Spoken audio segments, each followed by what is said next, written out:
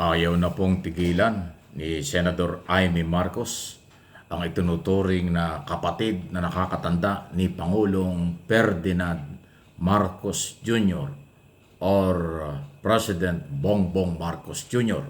Ito ay dahil po sa kanyang committee report na sinasabing politika, pinulitika lang ang pagkakaaresto kay dating Pangulong Rodrigo Duterte kaya nakulong sa ICC. Okay? Lumalabas dito sa sinasabi ni Senator Amy Marcos na hindi niya nirerespeto ang warrant of arrest galing sa ICC at yung Republic Act 9851 na ating batas.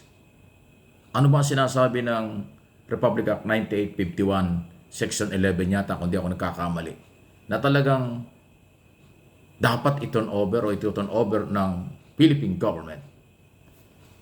Kaya nila i-turn over dahil naayon sa batas matapos isyuhan ng warrant of arrest si Duterte sa ICC. Ibig sabihin, obligasyon ng Philippine government under Republic Act 9851 na ipadala sa ICC si Duterte after na mahuli dahil sa bisa ng warrant of arrest na dala ng Interpol na ipinatupad ng Philippine government, especially ang Philippine National Police. Hindi po yan nakikita ni Amy Marcos. Ang kanya nakikita, illegal ang paghuli, politika ang dahilan, pagpapabagsak daw kay Duterte at sa mga Duterte kaya hinuli at ibinigay sa ICC.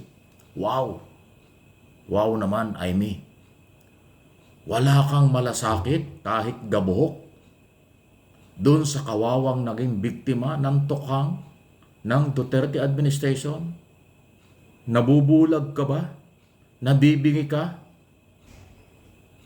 Nagmamaang-maangang ka sa naglulumiyad na mga complainant na umiiyak until now, pagkatapos ng halos dekada na paghahanap ng hustisya na wala silang awang, nawala ng pamilya dahil sa tukhang operasyon ng PNP sa order ni Duterte na kanya namang inamin in public sa public hearing sa Senado, public hearing sa Kongreso, at sa kanyang mga interview ng media at pagsasalita sa kanyang mga rally before na si mahuli.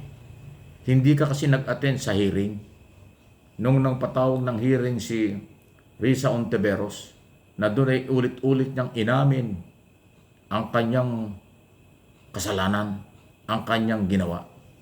Tapos ngayon, ang iyong committee report, Committee on Foreign Relations, politika lang ang dahilan para pabagsakin ang mga Duterte. Ang layo naman yan. Although karapatan mo yan ang iyong report. Pero ang taong bayan, karapatan din na aming paliwanagan, aking paliwanagan, bilang political blogger, bilang mamamahayag, na kung ano yung iyong tunay na motibo. Ang motibo mo isalba ang mga Duterte, ibagsak ang Marcos na iyong kapatid. Yan ang nakakalungkot. Kaya patuloy mong ginagalit at nagagalit ang Marcos loyalists, Marcos supporters, silent majority na sumusuporta sa administration ni Pangulong Marcos. Dahil na ikaw na itinuturing na ate, na kapatid, ikaw ang bumabatikos, ikaw ang sumisira sa Marcos administration dahil sa pagkampi mo sa mga Duterte. Mas pinili mo ang Duterte kaysa Marcos.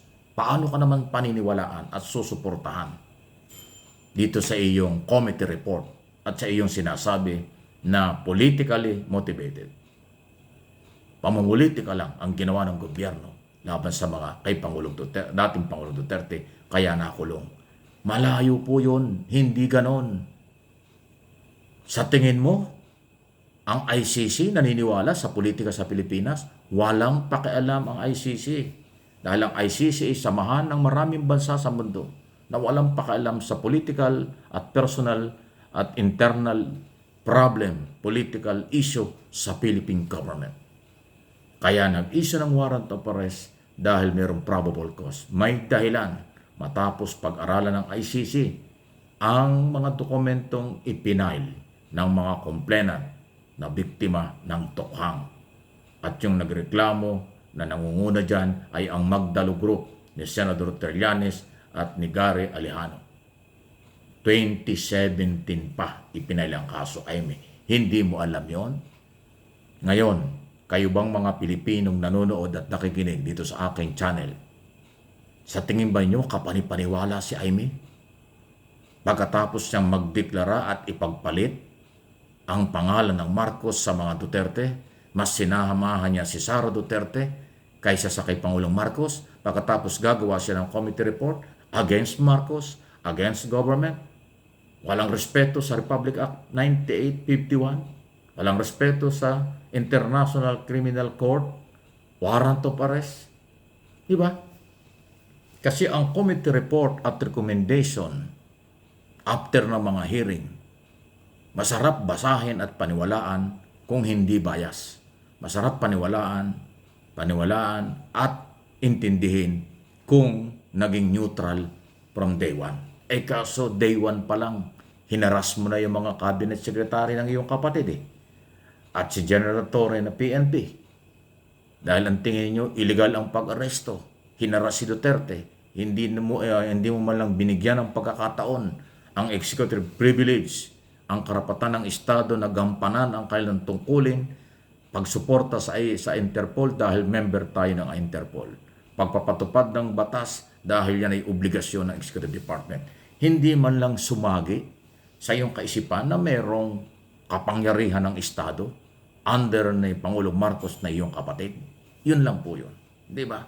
So, kayo ba, mamamayang Pilipino dito sa committee report, na sinasabing politically motivated or ang political ang galawan para pabagsakin ang mga Duterte, yan ang sinasabi ni Aimee Marcos. Katanggap-tanggap ba yan? Tatanggapin ba ninyo yan? Ako naniniwala, maraming Marcos loyalists hindi tatanggapin yan. Maraming mga Ilocano sa buong mundo, hindi lang mga taga-Ilocos, ang hindi matatanggap yan. Kasi from day one, maka-Duterte siya. Tapos ngayon, nag-hearing, public hearing, 3 hearing, at ang recommendation ngayon at findings niya, kasalanan, may pagkukulang, may pang-abuso ang Philippine government under ni Pangulong Marcos na kanyang kapatid. Ibang klase, di ba? Katanggap-tanggap ba yan? Or kasuklam-suklam? Please like and share ng video. O hindi pa, kayo po ay mag-subscribe dahil patuloy po nating babantayan at binabantayan ang mga nangyayari dito sa ating bayan, sa ating bansa. Ang pagmamalasakit, voluntary at pagmamahal sa ating bansa. Huwag pagpagamit, huwag magpalinlang, huwag magpabudol sa mga taong may mga personal at political interest. Ang batas ang dapat masunod. No one is above the law. Ignorance of the law exercise no one. Madalas ko pong sinasabi yan para palaala lang sa ating lahat, sa inyo, lalo na ng mga nakikinig.